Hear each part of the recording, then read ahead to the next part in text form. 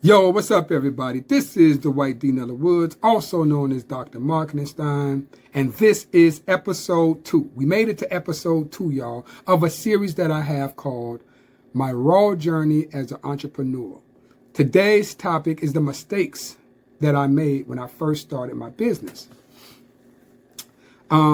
This, for those who are just tuning in, this is going to be a series. I'm going to be sharing with you my experience and my journey through entrepreneurship, about some of the challenges that I faced and some of the solutions that I used to get past those challenges. With over 30 years of experience of trying to get it right, I've witnessed everything that could go wrong and some of the things that could go right. And so I'm going to share with you my journey and my triumphs, my failures, my dreams, my aspirations, and hopefully this can serve as some type of community for you if you feel the way that I feel trying to grow your business or even start a business, and let you know that you're not alone. So today is a very interesting topic because a lot of people don't think about, when they go into business, the mistakes that they can make.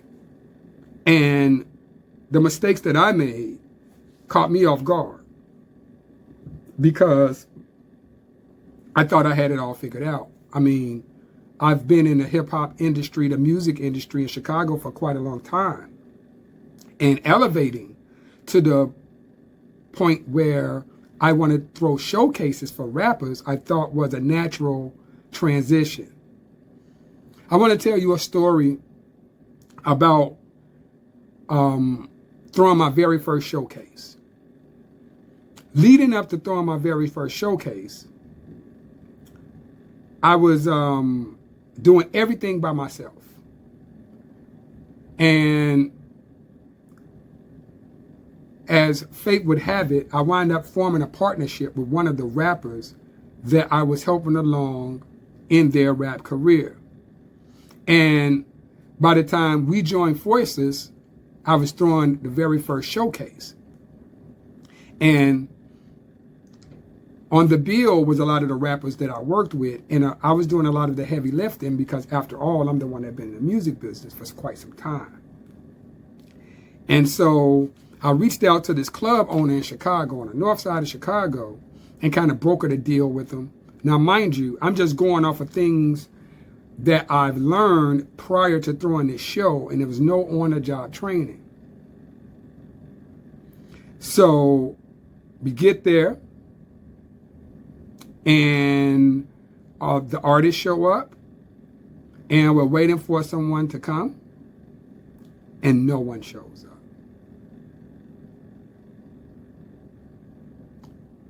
At the end of the show, the club owner invited me and my partner to the back of the store. Now, mind you, this is underground hip-hop club. This is not a corporate job. So he wanted to talk to us about the performance, or the lack thereof, of the show. And because pretty much the show was a flop, he felt like we owed him some money. He got a little aggressive. I think he was trying to be a little intimidating, and things could have got ugly and sticky. But, you know, things would have it. As I would say, I had to stand my ground, and we were lucky enough to get out of there. But then I reflected on what happened that night.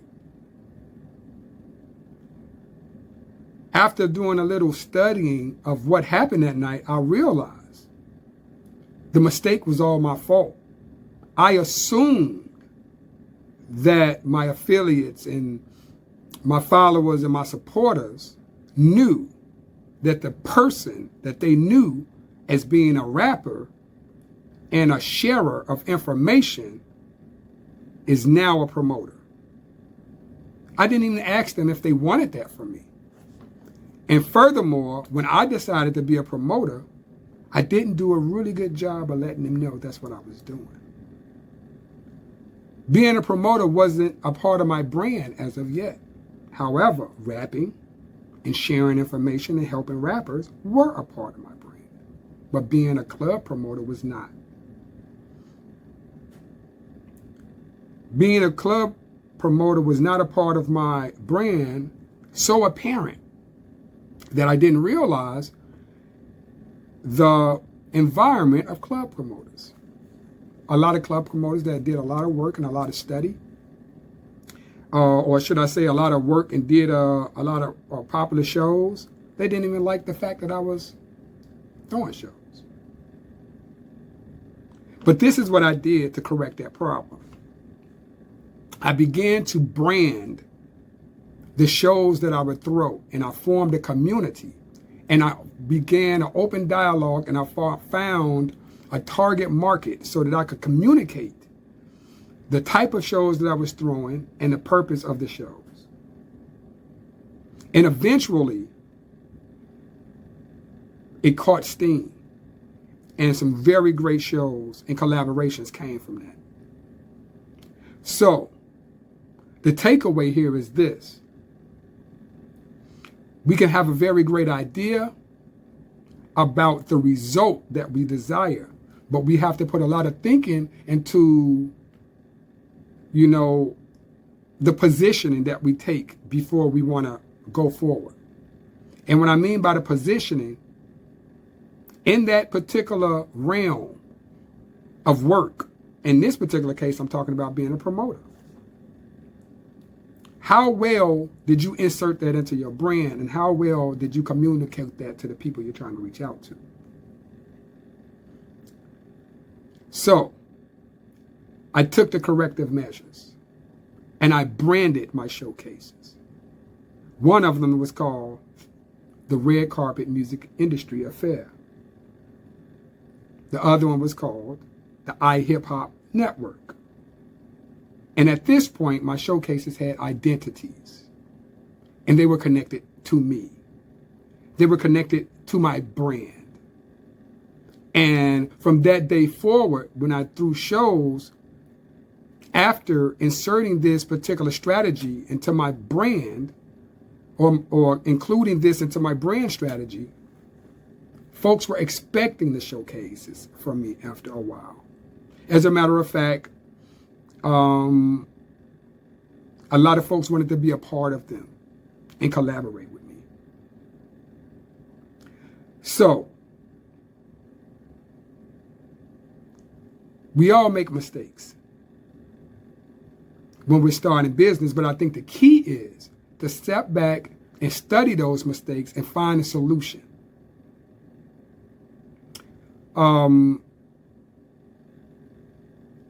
I want to explain to you another mistake that I made when I was first started my business. I was approached by someone that was more seasoned than me in the business. And I was on fire with what I was doing, and I believed in myself, and I didn't want to get swallowed up in no one else's dream or operation.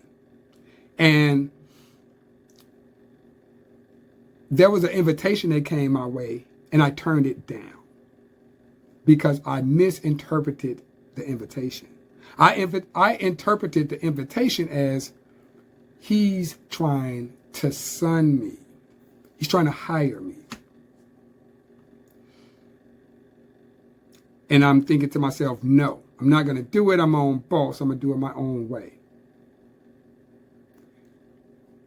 After that terrible blunder, I realized what I actually turned down after I went a little bit further into my own career was I turned down an opportunity, in that particular case, to be mentored. The person that reached out to me did not have the same mentality as I had. I had I'm a startup and I'm hungry, I'm upright, independent, and fearless, and I'm going to go for mine attitude. The person that extended the invitation to me had the I've been there, and I've practiced the same tenements you're practicing, and I know they're going to pay off. And I'd like to share what I have with you because I know you'd make good use of it. That's pretty much the same way I wind up sharing information and helping folks around me. And I turned it down. So nothing repaired that mistake more than time, because I sat back and I reflected on, my immaturity about how business and legacy works. I'm at the point where I'm trying to share information with folks and like-minded people. So I'm trying to, that's kind of the purpose of these talks, where I can get a community together and share this information. And as you'll see, I'm one of those people that I'm about breaking down the silos. What do breaking down the silos mean? It's sort of like walking into a room of cubicles, and everyone is minding their own business in the cubicle with the information on their desk, but they work for the same company, but they're not sharing information. It's all blocked by the wall of the cubicle. I want to create a community where we knock down those walls and we share information. I got 30 years of experience of branding, marketing, and doing independent business. You may have experience in being a CPA. It's that sharing of information is what's very important for not only growth, but for legacy. But I say all that to say, we cannot be afraid to collaborate. We can't be afraid to have mentors. And we have to develop ourselves to know our opportunity when we see it. These are very key things when you're trying to build a business.